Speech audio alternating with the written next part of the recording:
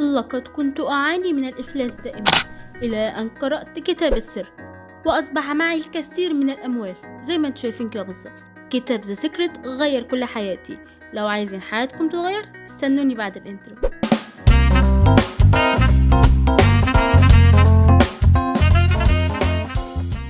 السلام عليكم ورحمة الله وبركاته. كتاب من الآخر وأرحب بكم. أنا مروة خالد ويلا نبدأ. سنة 2006 كتاب ذا سيكريت كان الأكثر مبيعا، اترجم ل 44 لغة وباع أكتر من 21 مليون نسخة. ناس شافته الحل أو المنقذ وناس انتقدته بشدة. النهاردة هديك خلاصة الكتاب وهقولك الكلام ده صح ولا أي كلام. كتاب ذا سيكريت للكاتبة روندا بايرن، يا رب أكون بقرأ الاسم صح.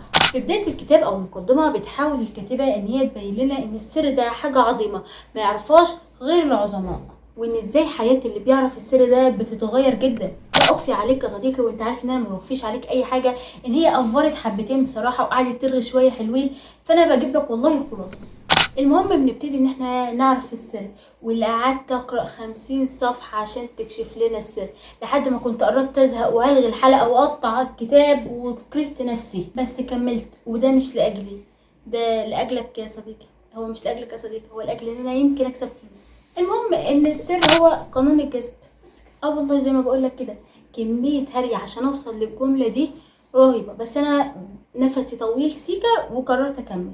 والله الست كان ليها وجهة نظر، تعالوا نسمعها. يمكن الكاتبة عايزة تحسسنا بأهمية وعظمة السر، أو إن هي عايزة تعلمك الصبر علشان تقرأ الآخر أو تتفرج للآخر. خلاصة قانون الجذب: أي حاجة حصلت في حياتك أنت اللي جذبتها ليك، وده عن طريق الصور اللي بتحتفظ بيها في عقلك، يعني كل اللي بتفكر فيه. بتقول كمان إن أنت جواك قوة مغناطيسية بتجذب كل اللي بتفكر فيه، يعني أنت مغناطيس، وإن أنت زي برج البث بتبث تردد أفكارك، ولو عايز تغير اي حاجة في حياتك هتغير تردد اللي انت بتبعته. اللي خوفني بقى بتقول ان افكارك تمثل حياتك المستقبلية. يا سواد السواد، انا دلوقتي عرفت حياتي بايظه ليه، ما هي عشان وقف عليا. لا اله الا الله، عوضنا على الله نشوف حاجه غيرها. صديقي احنا في خطر، احنا حياتنا واقفه علينا، احنا مستقبلنا بيضيع. هنا بقى حد هياخد الكلام سريعا ويقول طب ما انا افكر في فلوس، يعني لو فكرت ان انا عايز فلوس هصحى الصبح الاقي نفسي سويرس. هو عموما والاكيد ان السما ما بتمطرش فلوس، فلو قعدت تحلم بالفلوس وانت قاعد تسكرول على الفيسبوك يبقى قابلني لو كسبت فلوس هتنزل تشحت تحت كده في الشارع. بص يا صديقي، هو الموضوع اكبر من كده، وتعالى نكمل راي الكاتبه وفي الاخر هقول لك رايي الشخصي اللي انا بعتبره مهم. انت بعتبرته مهم ما اعتبرتوش انت حر. بنعرف كمان من الكاتبه ان قانون الجذب ده قانون حيادي، يعني مش معنى مثلا ان انت طيب وبترمي الزباله كل يوم لمامتك ان هو هيشتغل معاك، ولو انت شرير ما بتعملش كده مش هيشتغل معاك.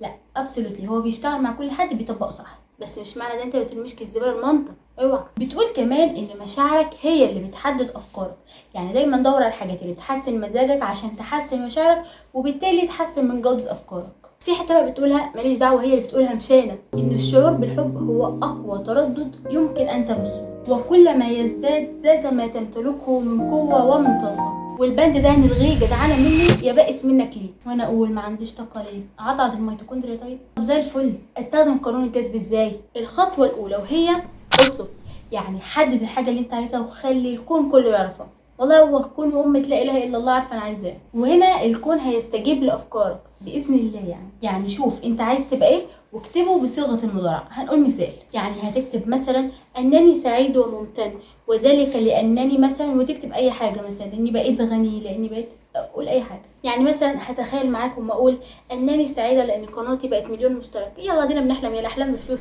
تاني خطوه، خلي عندك ايمان ان ده هيتحقق. جرب. تالت خطوه، تلقى ما تنشده، وابدا بقى اشعر باحساسك لما هتحقق الحاجه اللي انت طلبتها دي. بس كده، وما انت فاكر ايه؟ تلات خطوات بس، هو ده اللي لازم. بس انا ما يأستش وكملت للاخر. في جزء برضو بتقوله مهم جدا، وهي بتقول اعمل قائمه امتنان للحاجات الحلوه في حياتك، يعني اعمل قائمه بالحاجات اللي انت ممتن وحابب جدا ان هي موجوده في حياتك. من الاخر يعني اشكر ربنا يا اسطى، اشكر ربنا على الحاجات الحلوه اللي في حياتك. بالنسبه لاهلي انا عارفه يشكروا ربنا على ايه، على وجودي في حياتهم طبعا. الخطوه اللي بعد كده، تخيل نفسك وانت محقق الحاجه اللي انت بتحلم بيها. يعني مثلا هتخيل نفسي في العياده بتاعتي وورايا درع اليوتيوب. يلا الاحلام بفلوس، احنا لسه قايلين شويه احلام ببلاش.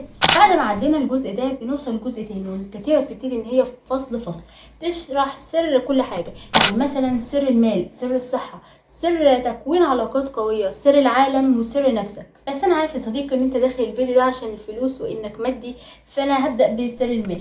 ركز بقى معايا في القصة دي لان هي اللي فيها الخلاصة وهتعرف لما اخلصها. جاك كانفيلد ده كان نفسه ان هو يكسب $100,000 سنويا، فبدأ ان هو ينفذ خطوات السر. بعد 4 أسابيع بدأ يجي في باله افكار تساعده ان هو يكسب مبلغ كبير زي ده. احد الافكار دي ان هو لو باع كتابه 400,000 نسخة، سعر النسخة $0.25، هيقدر ان هو يكسب المبلغ ده. ودي الفكره اللي جت في دماغه. هنا توصل لحاجه، هو علشان يبيع لازم الناس تبدا تعرف الكتاب ده اصلا. بالصدفه ماشي في السوبر ماركت شاف مجله وقال ان المجله دي مشهوره، وكان بيشوفها دايما بس ما كانش بياخد باله منها.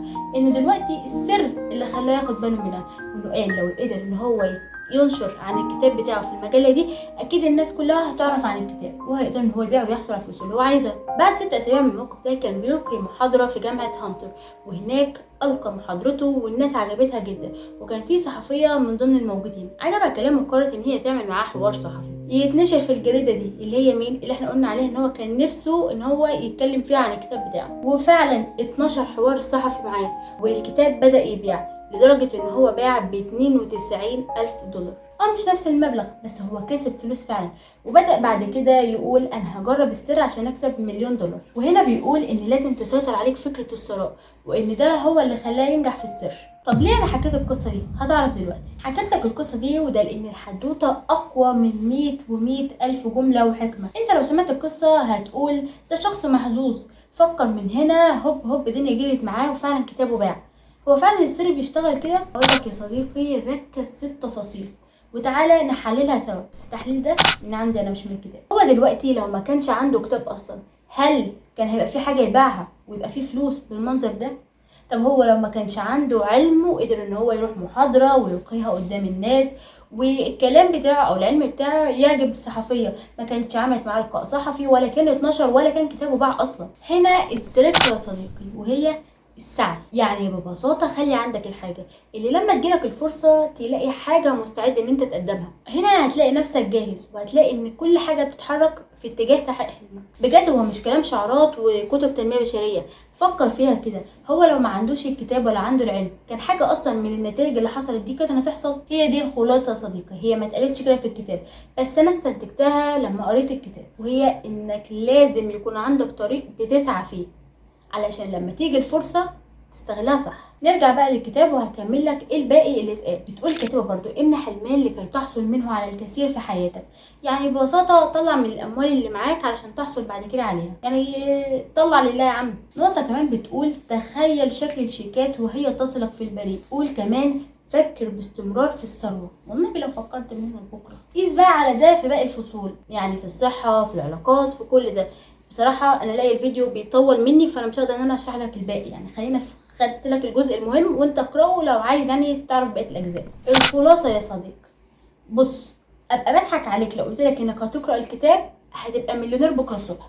بصراحه كنت عملتها يعني انا على باب الله. انا ضحكت عليك في الانترو بس مش هكمل ضحك عليك، هنكمل بصدق. انت متعود مني على الصدق. بص هو الكتاب هيساعدك ان انت تغير من جودة تفكيرك، هتفكر بشكل ايجابي اكتر، هتشوف كده افكارك عاملة ازاي، افكارك ماشية ازاي، هتحسن من المايند سيت بتاعتك وهتحسن من جودة افكارك ومشاعرك اتجاه الافكار دي. يعني ببساطة هيساعدك ان انت تكون ايجابي شوية بحيث ان انت تسعى في طريق، وهنا هتيجي الفرصة اللي ممكن تتأخر شوية بس ان شاء الله هتيجي. بس زي ما قلنا ان وقت ما الفرصة تيجي لازم نكون جاهزين، لان ببساطة الفرصة عمرها ما بتستنى كتير. انك تفكر بايجابية وايمان قوي ان ربنا هيحقق لك اللي انت عايزه، ده هيساعدك ان انت يبقى عندك رضا، ورضا ده هيساعدك ان انت تسعى في الطريق الصح، وده هيخليك يجيلك الفرصة. انك تمتن لكل حاجة حلوة في حياتك ده برضو هيخليك ان انت تشعر بالرضا والراحة، وده اللي هيخليك تسعى في طريقك صح. انك تساعد غيرك وتدي من اللي معاك حتى لو حاجة بسيطة خالص، ده هيساعدك ان انت تشعر بقيمتك وتشعر ان انت فعلا محتاج ان انت تنمي منها وتكبرها،